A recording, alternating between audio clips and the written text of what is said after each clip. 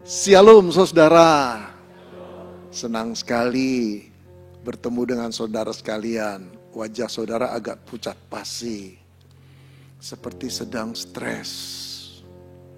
Betul gak sih lagi stres? Baru saya bilang stres pada ketawa-tawa. Enggak, dari sini wajah saudara segar, cantik, ganteng-ganteng. Ya, enak dilihat, enak dilihat. Oleh karena itu saudara, saya bertambah semangat untuk menyampaikan firman Tuhan. Saudara, firman Tuhan yang saya mau sampaikan bukan kebenaran dari diri saya, sama sekali bukan. Tapi kebenaran tua, penciptanya yang berfirman jauh lebih tua lagi. Allah pencipta alam semesta ini. Yang banyak anak muda merasa gak ada Allah dalam dunia ini. Ya, banyak anak muda yang gak percaya akan Tuhan. Saya percaya angka itu banyak sekali saudara, dan semakin bertambah banyak. Bukan cuma dari agama Kristen, tapi dari agama-agama lain. Anak muda sudah membuang Allah dari kehidupannya. Ya, itu kebebasan masing-masing, gak apa-apa juga. Tapi kalau engkau mendengarkan firman ini, engkau sadar, ini firman Sang Pencipta, penciptamu dan penciptaku, yang sedang berkata-kata, berbisik, bahkan menegurmu dan menegurku. Ya, dengarkan firman Tuhan. Yohanes 8 ayat 1 sampai 11. Yohanes 8 ayat 1 sampai dengan 11. Saya baca ayat pertamanya. Tetapi Yesus pergi ke Bukit Zaitun. Ayat 2, cerita besoknya. Pagi-pagi benar ia berada lagi di bait Allah. Dan seluruh rakyat datang kepadanya. Ia duduk dan mengajar mereka. Maka ahli-ahli Taurat dan orang-orang Farisi membawa kepadanya seorang perempuan yang kedapatan berbuat zina. Mereka menempatkan perempuan itu di tengah-tengah lalu berkata kepada Yesus, Rabi, Guru. Perempuan ini tertangkap basah ketika ia sedang berbuat zina. Musa dalam hukum Taurat memerintahkan kita untuk melempari perempuan-perempuan yang demikian. Apa pendapatmu tentang hal itu? Mereka mengatakan hal itu untuk mencobai Yesus, supaya mereka memperoleh sesuatu untuk menyalahkan Yesus. Tetapi Yesus membungkuk lalu menulis dengan jarinya di tanah. Dan ketika mereka terus-menerus bertanya kepadanya, ia pun bangkit berdiri lalu berkata kepada mereka, barang siapa di antara kamu tidak berdosa, hendaklah ia yang pertama melemparkan batu kepada perempuan itu. Lalu ia membungkuk pula dan menulis di tanah. Tetapi setelah mereka mendengarkan perkataan itu, pergilah seorang demi seorang, mulai dari yang tertua. Akhirnya tinggallah Yesus seorang diri dengan perempuan itu yang tetap di tempatnya. Lalu Yesus bangkit berdiri dan berkata kepadanya, hai perempuan, di manakah mereka? Tidak adakah seorang yang menghukum engkau? Jawabnya, tidak ada Tuhan. Lalu kata Yesus, aku pun tidak menghukum engkau. Pergilah dan jangan berbuat dosa lagi mulai dari sekarang. Saudara, beberapa tahun yang lalu, seingat saya sebelum COVID melanda dunia, polisi menggerebek sebuah pesta seks kaum gay di Jakarta ini. Saudara-saudara, tertangkaplah 141 anak muda. Dikiring ke kantor polisi, dijejerkan, ditelanjangi, telanjang dada, lalu difoto. Saudara, mereka tertunduk, malu. Beberapa orang menutup wajahnya. Saya tidak bisa bayangkan malunya orang tua mereka. Saudara, saya termasuk orang yang tidak setuju dengan seksual gay.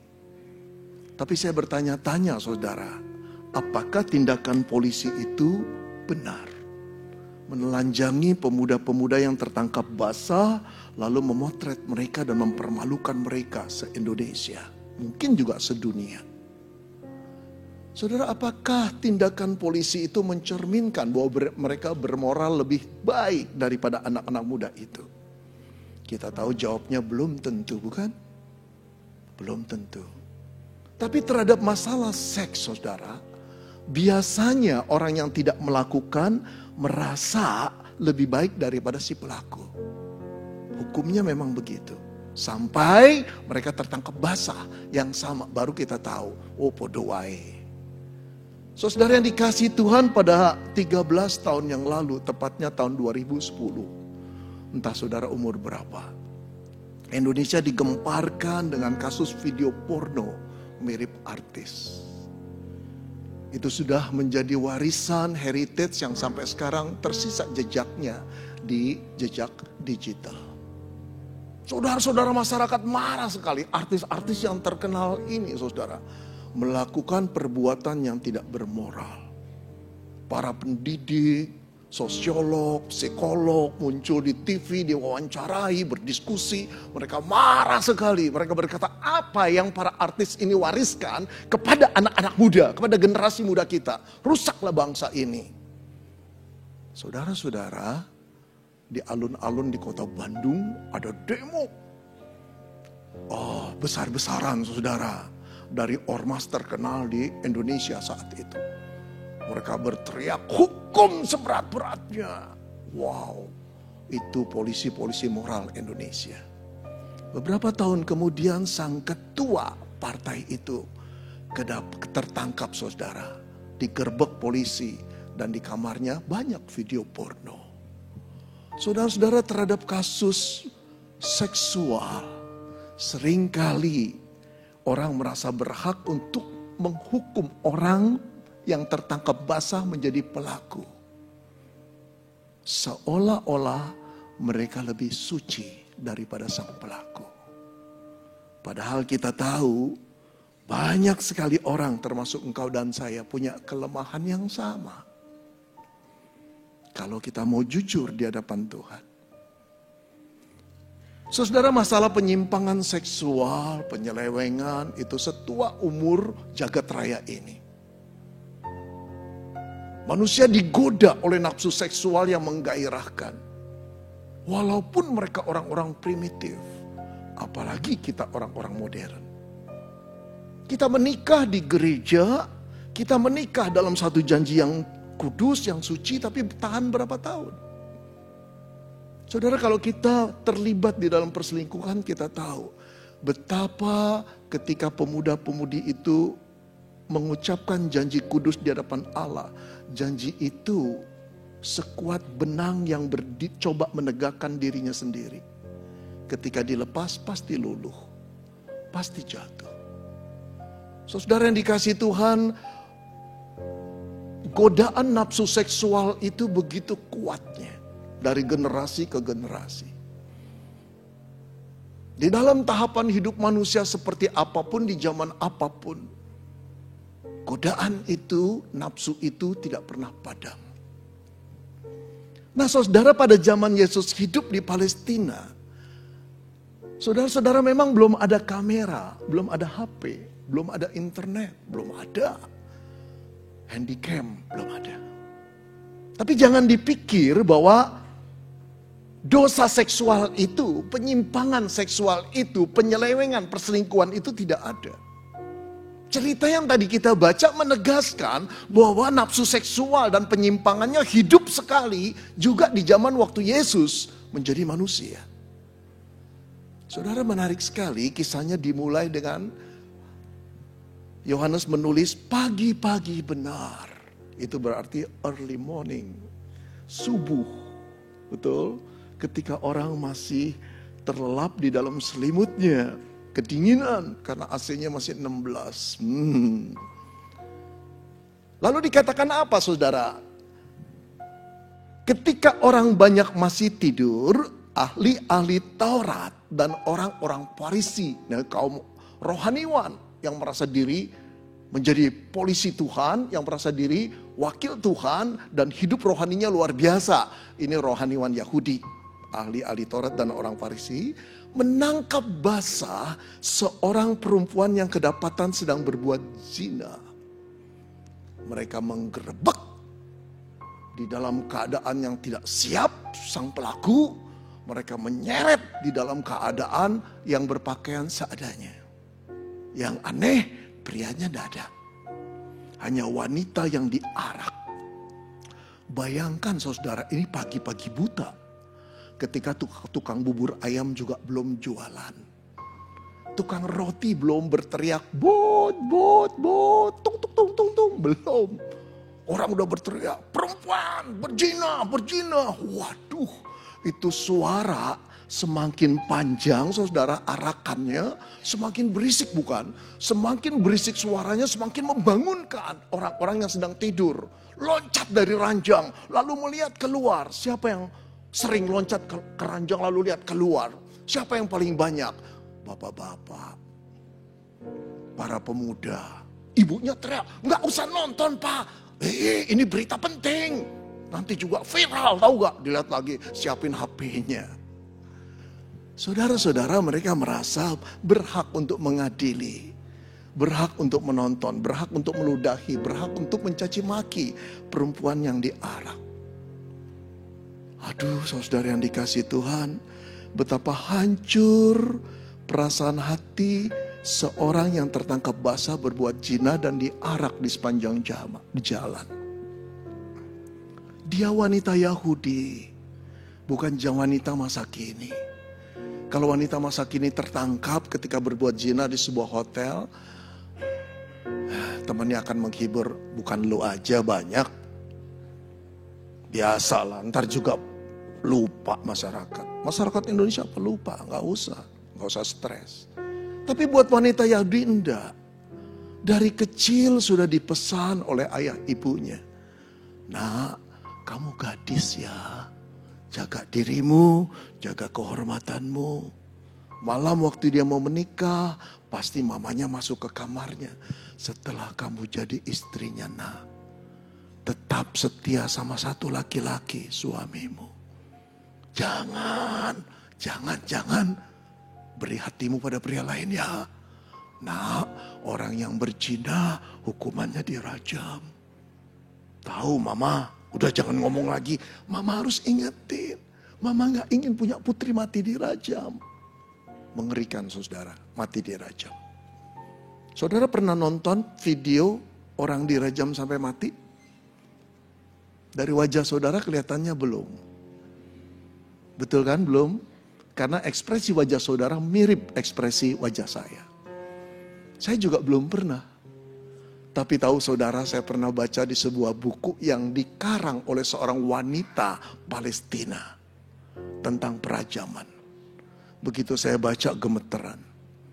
Ketika seorang pria dan wanita tertangkap basah berbuat zina, maka dia akan diadili oleh seorang imam. Lalu keputusannya akan dibunuh sampai mati dengan cara dirajam, dilempari batu. Maka digalilah tanah. Saudara-saudara, 2 meter kali 3 meter. Lebar 2 meter, panjang 3 meter, lalu dalam tingginya itu saudara 2 meter. Kemudian pria dan wanita itu ditidurkan di sana dengan tangan terikat ke belakang. Ditidurkan terlentang, ditutup dengan kain putih.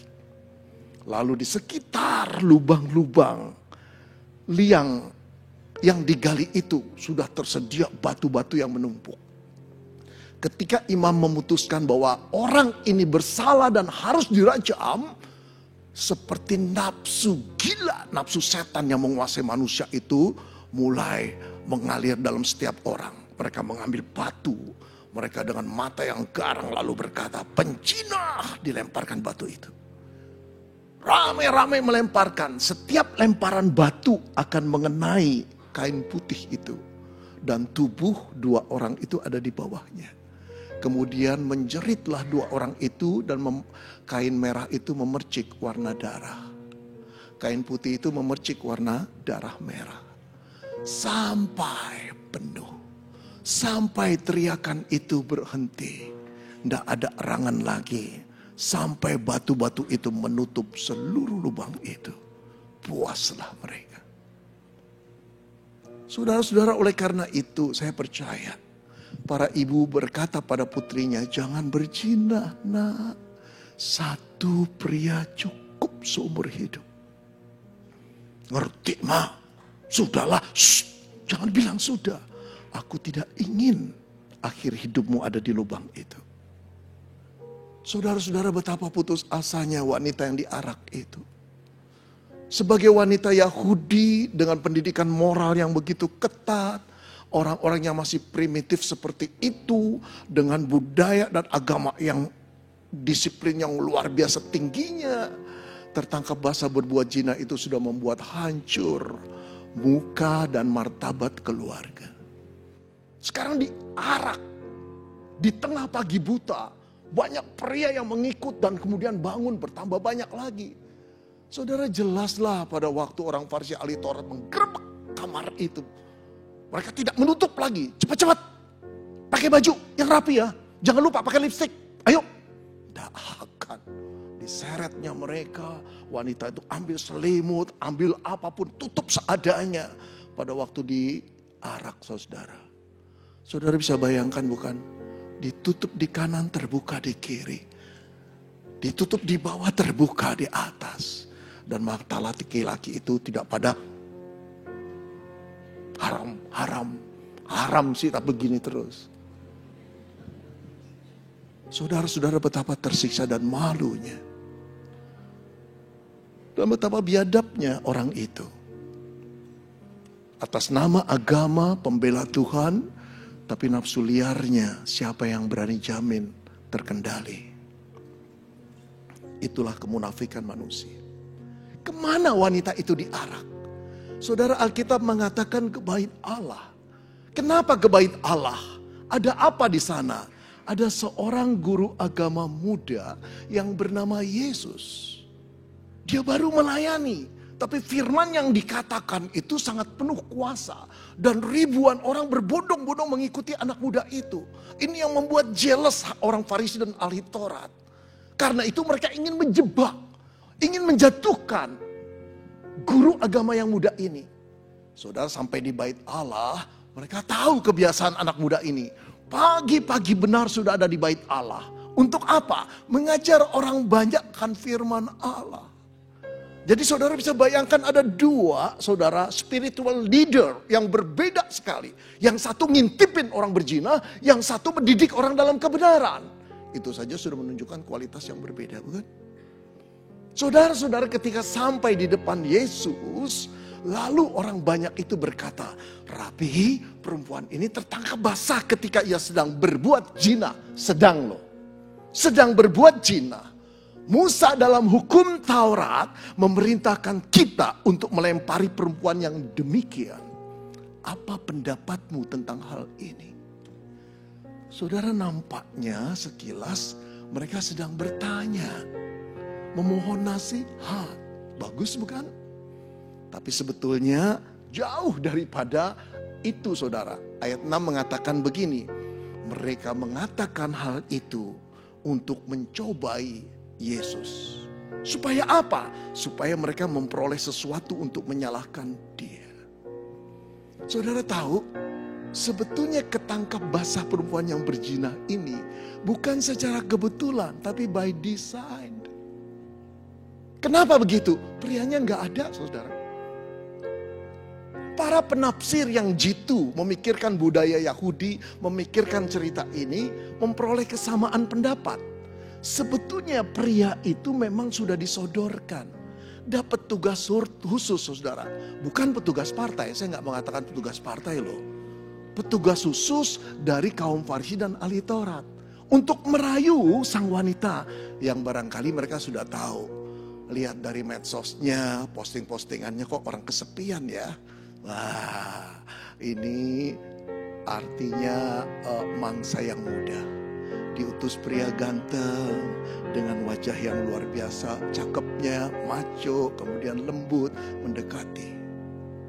Jadi by design, saudara, ketika digerebek, pria itu kemungkinan besar dibiarkan lolos.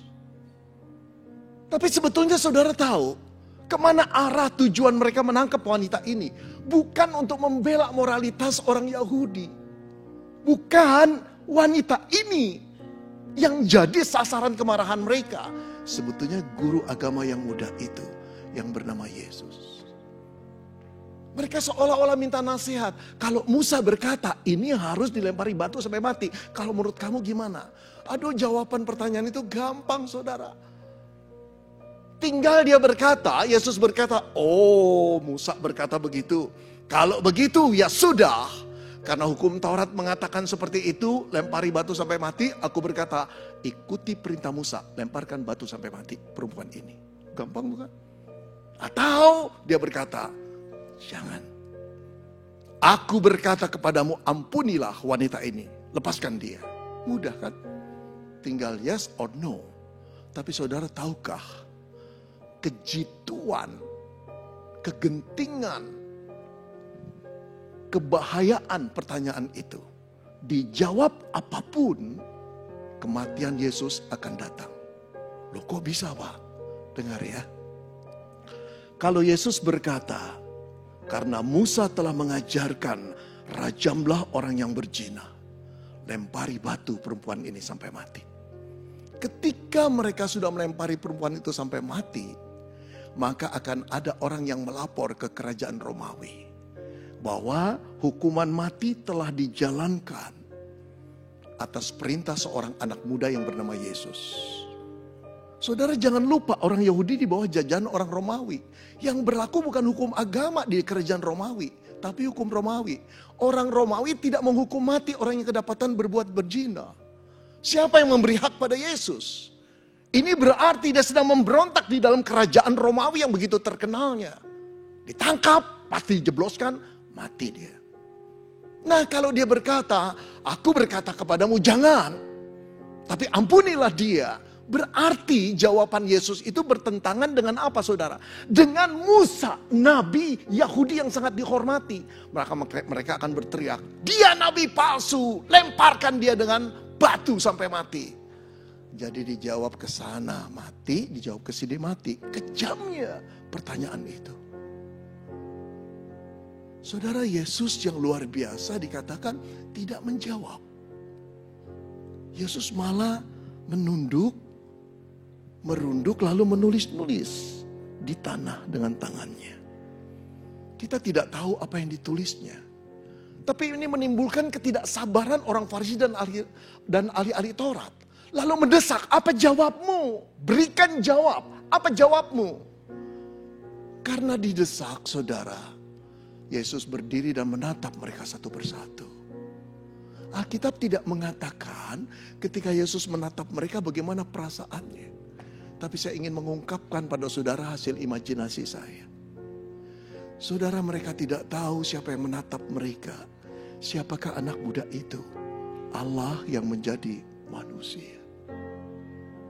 Dia pencipta wanita itu. Dia pencipta orang banyak. Dia pencipta ahli Taurat dan orang Farisi. Dia tahu siapa mereka masing-masing dengan segala kerusakan, kebejatan, dan juga kekurangannya. Pasti sebagai pencipta yang kudus hatinya sedih sekali. Karena mendapati manusia yang diciptakan menurut gambar dan rupanya sudah begitu jauh, kotor, ternoda, berpikiran begitu jahatnya. Belum dia tahu, sembari berteriak, apa jawabmu? Sebagian orang lihat lagi wanita itu, lihat lagi wanita itu. Di dalam pembelaan agama, nafsu birahi mereka naik luar biasa. Bagaimana Allah tidak sedih? Dia memberi kesempatan untuk orang itu mengintrospeksi. Dia menulis-nulis di tanah, tapi mereka tidak tahu itu adalah kesempatan yang datang dari Tuhan. Saudara, akhirnya apa yang dia katakan? Barang siapa di antara kamu yang tidak berdosa, hendaklah dia yang pertama-tama melemparkan wanita ini dengan batu. Artinya apa? Yesus menyetujui dosa perzinahan itu bukan dosa remeh. Yesus menyetujui orang yang berzina harus dihukum mati. Betul kan? Karena jawabannya, barang siapa di antara kamu yang tidak berdosa, dialah yang pertama-tama melempari wanita ini. Artinya bunuh mati wanita ini. Bunuh mati. Dia tidak bertentangan dengan hukum Musa, bukan? Allah tetap Allah yang suci. Allah tetap Allah yang kudus. Yang kriterianya tidak pernah didelete dan dikurangi, saudara. Apa yang dia katakan, bunuh mati, bunuh mati. Tetapi ingat kalimat di depannya.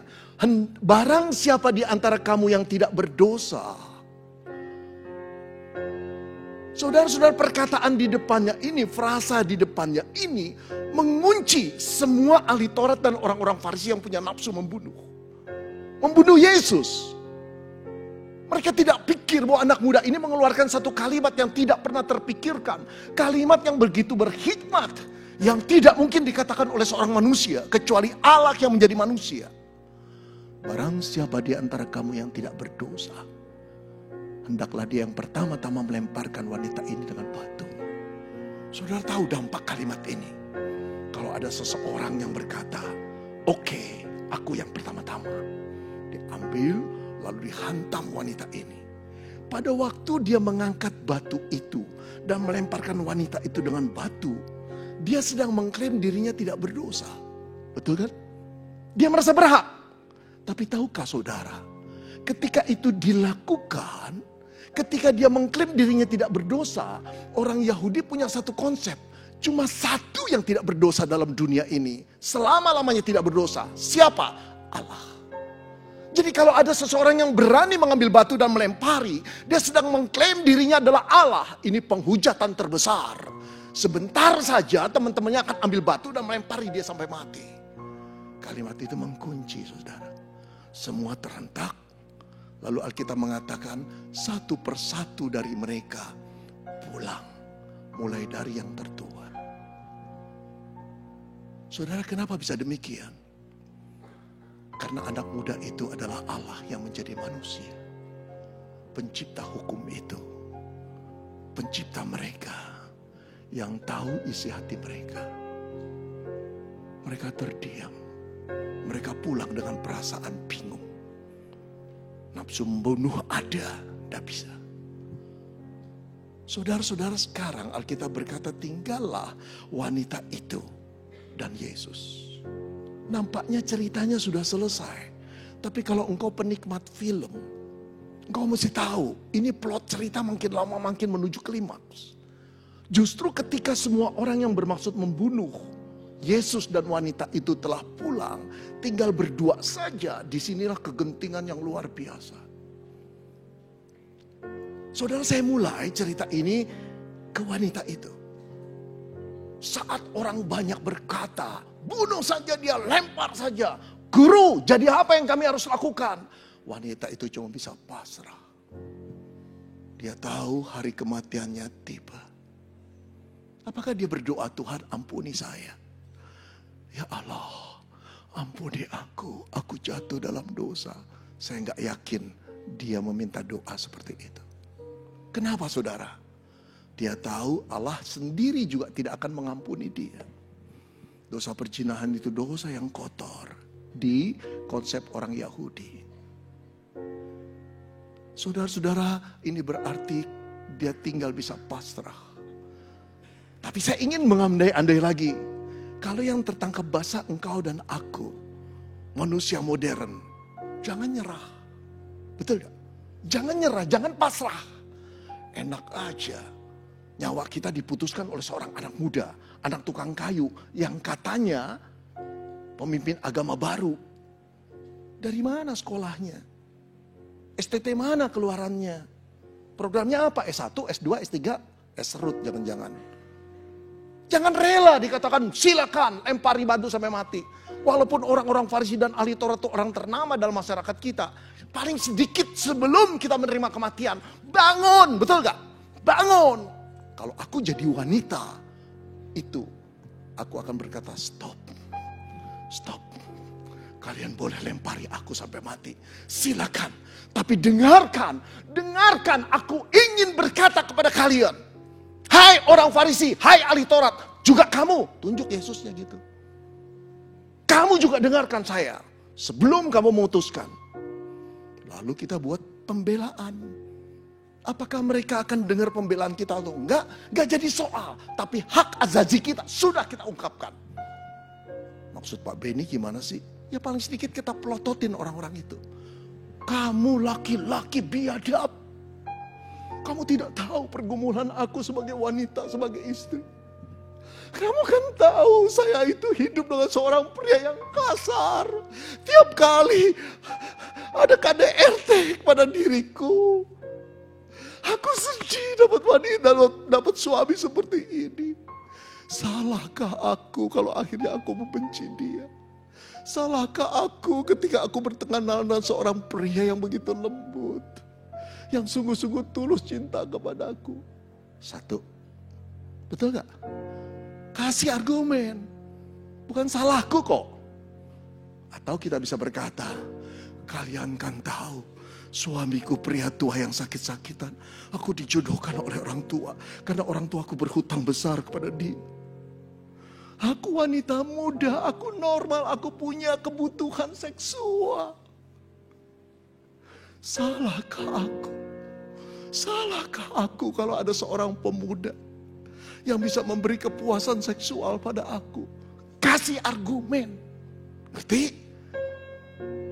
Akhirnya kita dihukum mati. Gak apa-apa asal orang lain tahu kenapa aku berbuat. Atau masih ada satu lagi. Kita melototi Tuhan dan berkata, Tuhan, tiap pagi aku berdoa puluhan tahun. Berikan aku, topang aku dari segala pencobaan. Jauhkan aku dari segala pencobaan. Aku telah menjadi istri yang sulit sekali, tapi aku tetap setia. Tapi pagi ini aku jatuh. Cuma sekali aku jatuh. Tapi aku mau bertanya, di mana engkau? Kenapa engkau tidak topang aku? Bukan salahku, tapi salahmu. Oke? Biar Tuhan tersindir. Betul, Dik? Adik-adik, betul gak? Kita punya kemerdekaan untuk berargumen. Tapi apakah wanita itu berargumen? Tidak.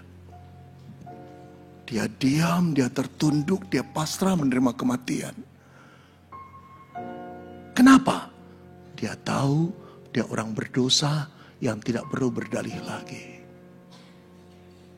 Inilah orang yang dihampiri oleh belas kasihan Tuhan. Kenapa banyak orang modern yang jatuh dalam dosa tidak pernah bisa dipulihkan? Karena terlalu banyak argumen. Terlalu banyak berdalih.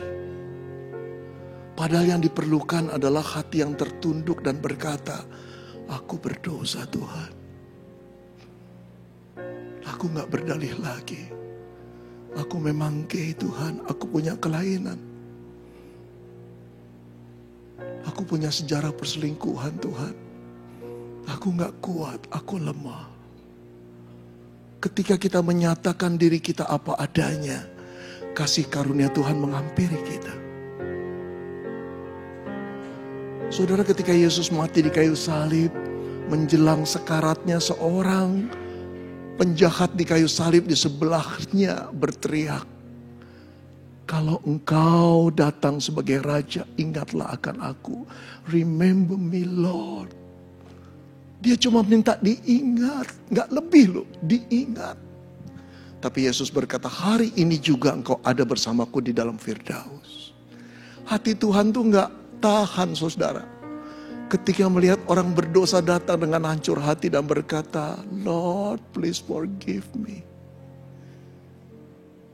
Udah jangan berdalih saudara.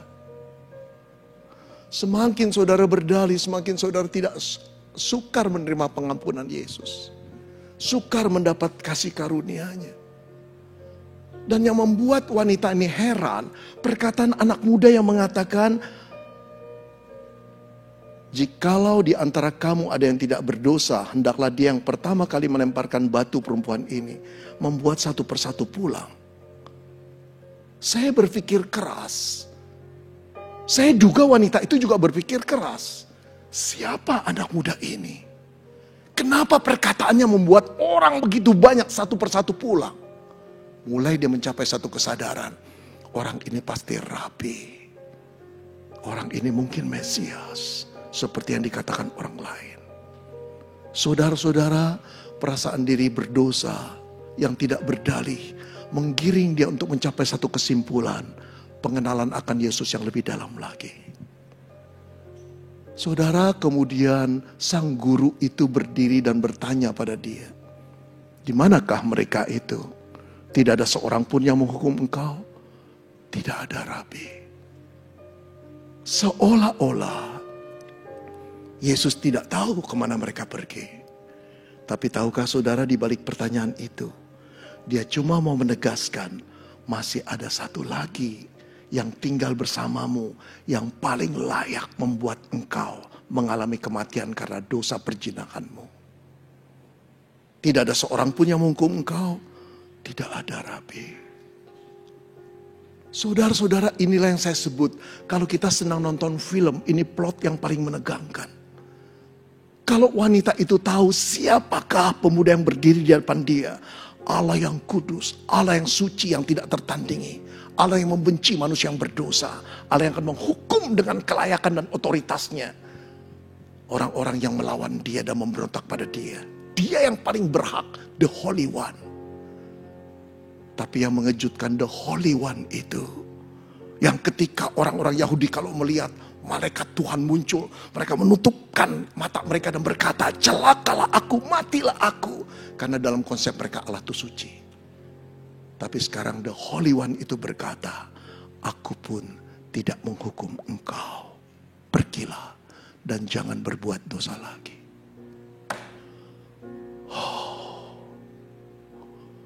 Anugerah Allah turun pada wanita yang mengkhianati suaminya.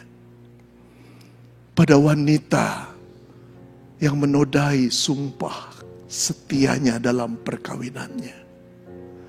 Pada wanita yang telah mencoreng nama keluarga. Anugerah Allah turun. Satu lagi. Saudara perhatikan waktu Tuhan bertanya. Dia bertanya, "Hai perempuan, di manakah mereka itu?" Saudara, saya terkejut sekali ketika saya membaca para ahli menguraikan, "Hai perempuan." Kata yang digunakan dalam bahasa Yunani adalah gunai. Gunai, di manakah mereka itu? Saudara tahu artinya gunai? Bisa merupakan sapaan biasa pada wanita, tapi gunai juga bisa berarti lady. Kata itu pernah dipakai ketika Yesus mengalami sekarat di kayu salib. Dia menatap mamanya, Maria. Lalu berkata, "Gunai, lihatlah anakmu." Dia menengok pada Yohanes. "Yohanes, itulah ibumu." Gunai. Saudara, kalau gunai yang dipakai Yesus itu berarti wanita terhormat, kelengerlah telinga dan kesadaran wanita ini. Gunai, di manakah mereka? Gunai. Dia menjerit tidak percaya. Tuhan berkata lagi, "Gunai, aku bukan gunai, Tuhan." Dalam hati barangkali begitu. "Engkau jangan nyindir aku." Dalam hatinya berteriak seperti itu. "Engkau tahu aku wanita yang berselingkuh. Engkau tahu aku penjina. Engkau tahu aku orang yang kotor di hadapanmu. Jangan sebut lagi gunai." Tapi Tuhan berkata, "Gunai, di manakah mereka?" Hancurlah hati perempuan itu. Wanita yang sudah tertangkap basah, yang begitu kotor, sampah masyarakat, di mata Tuhan Yesus gunai. Itulah cara pandang Tuhan dan cara pandang pembela agama. Saudara, tidak ada manusia yang bersih di hadapan Tuhan. Tapi jangan pikir kita ini sampah di matanya. Kita ini gunai. Saudara-saudara, kalau saya meninggal dunia, saya ingin sekali berhadapan dengan Tuhan Yesus. Ketika mata saya pertama kali terbuka dan celik, saya ingin memandang wajahnya. Seperti apakah dia penebusku. Tapi aku rasa aku tidak berani langsung mengangkat mukaku. Mataku memandang dia. Pas yang aku tatap adalah kakinya. Untuk memegang juga aku gemeteran dan rasa tidak layak. Karena dialah yang memanggil aku gunai. Pria terhormat. Bagaimana mungkin Ketika aku umur 15 tahun, aku coba sekolah di Semak 3, Gunung Sari. 1 bulan pertama aku sudah dilempar keluar. Keluar, kamu gak bakal naik. Rapot saya dari 16 pelajaran, 2 birunya. Seru banget. Matematik, Bu, yang gak biru sama fisika. Bukan, Bu, menggambar olahraga. Parah bener-bener. Lalu pendeta mengkonsultasi saya, dia berkata, keluar saja Ben. Dia habis bertanya, kamu tahu Tuhan Yesus mati di bukit apa? Yang benar. Betul kamu gak tahu Ben? Dalam hati saya itu Tuhanmu bukan Tuhanku. Apa urusannya? Keluar dari sekolah itu tiap malam pergi begadang. 15 tahun umur saya. 2 kakak saya pria menjadi musuh saya, 2 adik saya menjadi musuh saya, gak karuan lah hidup. Seperti sampah masyarakat. Saya tidak kenal siapa Yesus. Tapi dia kenal aku karena dia penciptaku. Malam-malam di tengah begadang, saya dengan gitar bernyanyi, melihat langit dan berkata, apakah Tuhan itu ada? Saya sampah masyarakat. Sampai Tuhan datang mengais-ngais sampah itu. Dan mengambilnya dan berkata, Gunai, pria terhormat, aku mampu mengampunimu. Aku mampu menebusmu. Aku mampu memakaimu sesuai dengan rencanaku. Saudara yang dikasihi Tuhan, tidak pernah ada pribadi yang aku dapati seperti dia. Gak ada. Dan aku berkata, dia bukan cuma Allahku, Allahmu. Yang telah menunggu sekian lama. Dia tahu kekotoranmu. Dia tahu apa yang tersimpan dalam harddiskmu. Dia tahu semua. Dia tahu perbuatanmu yang begitu menjijikkan, dia tahu. Dia punya kemarahan karena kesuciannya. Tapi kasihnya membuat dia rela untuk menanggung hukuman dosamu. Tahukah engkau, ketika Yesus berkata, perempuan pergilah, aku pun tidak menghukum engkau. Apakah dosa perzinahan bisa diampuni segitu gampangnya? Wanita itu tidak sadar. Hukuman dosanya tidak hilang. Tetapi tidak ditanggungkan pada wanita itu. Ada yang menanggungnya. Siapa? Dia yang berdiri. Berdua saja dengan wanita itu. Yesus namanya. Dosa wanita itulah salah satunya yang membuat Yesus tergiring naik di kayu salib. Menerima kematian murka Allah. Tidak, dosa itu tidak hilang. Cuma dosa itu ditimpakan kepada seseorang yang rela mengganti. Dan orang itu bukan manusia yang berhutang pula dengan Allah. Hutang dosa, tidak. Dia manusia yang suci. Yang tidak sanggup diganti oleh nabi siapapun. Nabi dari agama apapun, tidak. Kecuali Allah yang suci itu menjadi manusia. Untuk menerima hukuman manusia. Dan mati sebagai manusia. Yesus namanya. Dia telah mengganti engkau dan saya. Oh, betapa rindunya aku meninggal dunia. Betapa rindunya aku berkumpul. Betapa rindunya aku ingin mengatakan pada Yesus, say thanks. Terima kasih ya Tuhan. Ketika guru agamaku mengusir aku dari sekolah Kristen. Ketika kepala sekolahku berkata, keluar gak bakal naik. Ketika mamaku berkata, engkau telur busuk Ben. Yang sekarang mama keluarkan dari hati mama. Karena engkau membawa malu buat keluarga. Yesus mengambil telur busuk itu. Dia mengampuni aku. Sampai dia mendorong aku sekolah lagi. Tamat S1, kerja 8 tahun. Yang luar biasa, dia panggil aku untuk meninggalkan segalanya. Lalu menyerahkan diri jadi hamba Tuhan. Apakah setelah jadi pendeta aku sempurna? Aku suka sedih sekali. Suka menangis sendirian di kamarku. Tuhan, pada waktu engkau memanggil aku jadi pendeta, apakah engkau tahu aku tidak pernah jadi pendeta yang baik? Seolah-olah Tuhan berkata, I know. Tuhan, aku telah menjadi pendeta 25 tahun, tapi aku tetap tidak bisa kudus. I know. Tapi kenapa engkau memilih aku? Karena aku menyayangimu. Aku ingin memakai engkau bukan karena engkau kudus, bukan karena engkau baik. Aduh, tidak ada argumen lagi dengan Yesus.